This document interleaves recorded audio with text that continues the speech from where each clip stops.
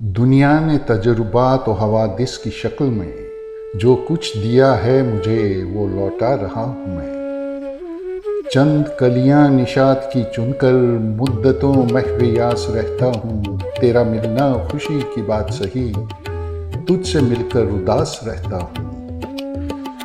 यूं तो हिंदुस्तानी फिल्मों में अच्छे और काबिल शायरों की हमेशा मांग रही है। बहुत से शायरों ने बेहद मकबूल गीतों से अपनी दिल फरेब और रंगीनी शायरी से सुनने वालों के दिल मोह लिए हैं, मगर इस भीड़ में साहिर का नाम हमेशा सफ़े अव्वल में रहा है। साहिर का मतलब जादू है और साहिर ने हकीकी तौर पर आवाम के दिलों और जज्बात पर गज़ब का जादू कर रखा है। वैसे ये साहिर की ज़र्रा नवाजी समझिए कि वो खुद को एक आम शायर समझते हैं जब वो कहते हैं कि मुझसे पहले कितने शायर आए और आके चले गए, कुछ आहें भर के लौट गए, कुछ नगमे गा कर चले गए, कल और आएंगे नगमों की खिलती कलियां चुनने वाले, मुझसे बेहतर कहने वाले, तुमसे बेहतर सुनने वाले। तो एक शायर की अजमत की खूब पहचान दूसरा शायर ही कर सकता है। तो आइए आपको आपके मकबूल तरीन शायर जावेद अख्तर की साहिर के बारे में क्या राय है। अख्तर साहब कहते हैं, साहिर ने खूब कहा है कि कल और आएंगे नगमों की खिलती कलियां चुनने वाले, मुझसे बेहतर कहने वाले, तुमसे बेहतर सुनने वाले।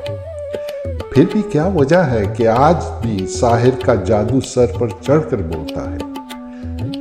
तो ये जावेद साहब का कहना है कि साहिर का कैरिश्मा है। अब ये अंग्रेजी वर्ड है कैरिश्मा, और कोई पूछे कि भाई शायरी को और करिश्मा से क्या निस्बत, तो जावेद अख्तर कहते हैं करिश्मा वो है जो कि मोनालिसा की मुस्कुराहट में है, बेथोवन की सिम्फनी में है और मधुबाला की खूबसूरती और अदाओं में था।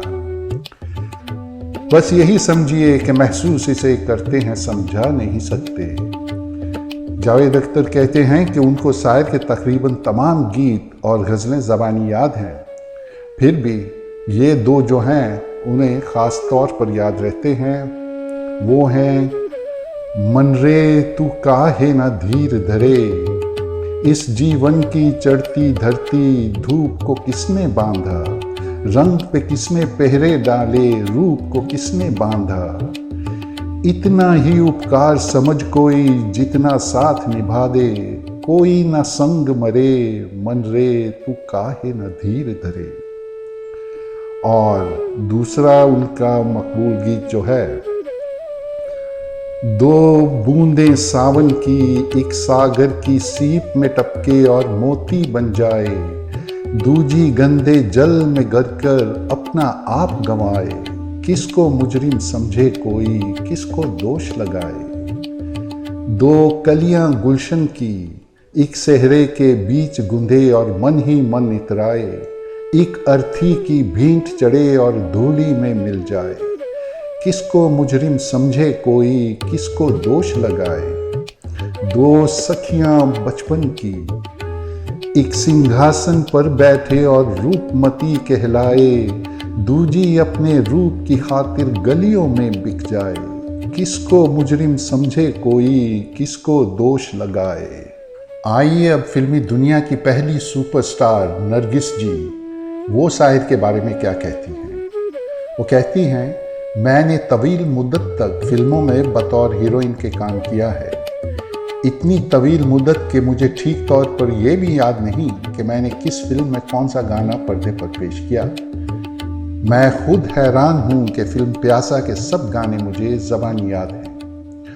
मसलन जाने क्या तूने कही, जाने क्या मैंने सुनी, बात कुछ बन ही गई, इसकी सादगी और जज्बात की गहराई दिल में उतर जाती है, और हम आपकी आंखों में इस दिल को बसा लें तो मुझे यकीन है कि एक लड़का गीत के ज़रिए इजहार मोहब्बत करना चाहे तो इससे बेहतर और कोई गीत नहीं। फिर कहाँ हैं मुहाफिज खुदी के, जिन्हें नाज है हिंद पर वो कहाँ हैं।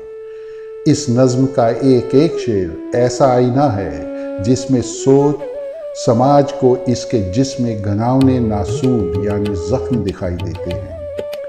नरगिस जी का अपना फेवरेट गाना है वो, तंग आ चुके हैं कश्मकशे जिंदगी से हम, ठुकरा ना दें जहां को कहीं बेदिली से हम। आइए अब एक नज़र साहिर के फिल्मी करियर की तरफ फेरते हैं, जो कि फिल्मी कहानियों की तरह बेहद दिलचस्प और गैर मामूली वाक़यात से भरा पड़ा है। याश चोपड़ा का कहना है कि साहिर लुधियानी खुद आप में एक इंस्टीट्यूशन है और हिंदी फिल्मों का सुरमाया है। उनका कहना है कि साहिर ने 22 साल की कम उम्र में उर्दू शायरी को एक नजराना बख्शा जिसका नाम है तलखियाँ। ये उनकी शायरी का मजमुआ है। यूं तो सारी किताब सिर्फ 100 पन्ने की है, लेकिन इसमें शायर और शायरी का एक और ऊंचा मकाम मिलता है। खुद उनके अपने BR प्रोडक्शंस ने तलखियाँ और गीत गाता जाए बंजारा से मुतासिर होकर ज़बरदस्त कामयाब फिल्में बनाई, यानी फिल्म प्यासा, साधना, धूल का फूल और कभी कभी। शकील बदायूनी और मजरूर सुल्तानपुरी की तरह साहिर भी 1947 में बॉम्बे पहुंचे अपनी किस्मत आजमाने के लिए। बहुत ठोकरें खाने के बाद एक दिन बिन बुलाए मौसीकार SD बर्मन के दफ्तर में पहुंचे और उनसे बेबाक कहा कि तुम्हारे संगीत को मेरे गीतों की ज़रूरत है।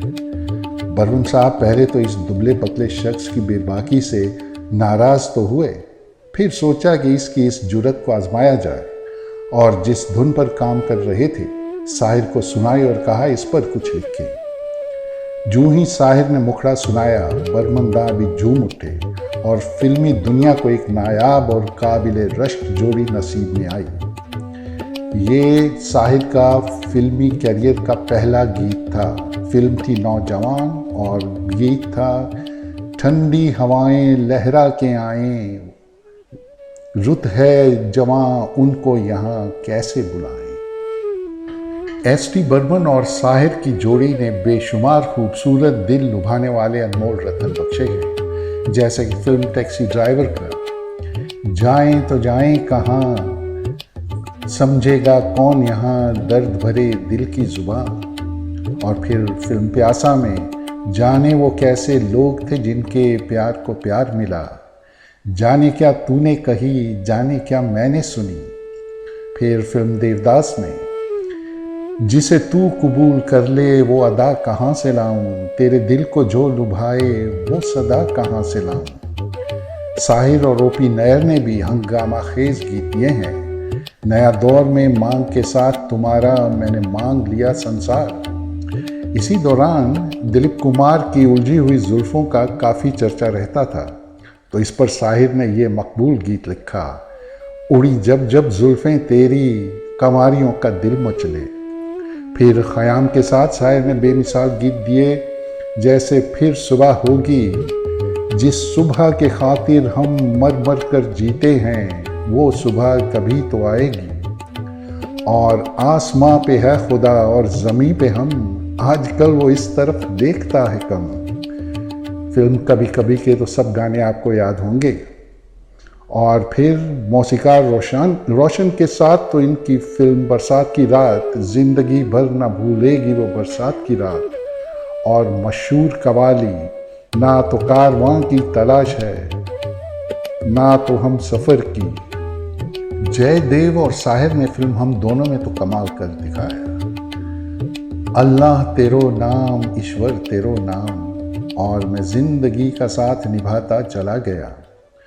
देवानंद खुद कहते हैं कि उनके खुद पसंदीदा शायर तो हफीज़ जालंधरी थे, जिन्होंने वो मशहूर नज़्म अभी तो मैं जवान हूँ लिखी थी, और वो चाहते थे कि इस बहर में एक गीत लिखा जाए, जो कि फिर साहिर ने यूँ लिखा, अभी ना जाओ छोड़कर के दिल अभी भरा नहीं। और फिर साहिर और रवि ने तो कामयाबी की नई हदों को छू लिया। आपको ज़रूर याद होगा, ए मेरी ज़ोहरा जबी तुझे मालूम नहीं, तू अब तक है हंसी और मैं जवां, और चलो एक बार फिर से अजनबी बन जाएं हम दोनों, छू लेने दो नाजुक होंठों को कुछ और नहीं जाम है। तो वैसे सामीन साहिर लुधियानवी के तो बहुत से और भी मशहूर और मकबूल तरीन गाने हैं, लेकिन वक्त की पाबंदी है। मैं उम्मीद रखता हूँ कि आप सबको ये पसंद आया हो। तो बहुत बहुत शुक्रिया और अपना ख्याल रखें। खुदा हाफिज़।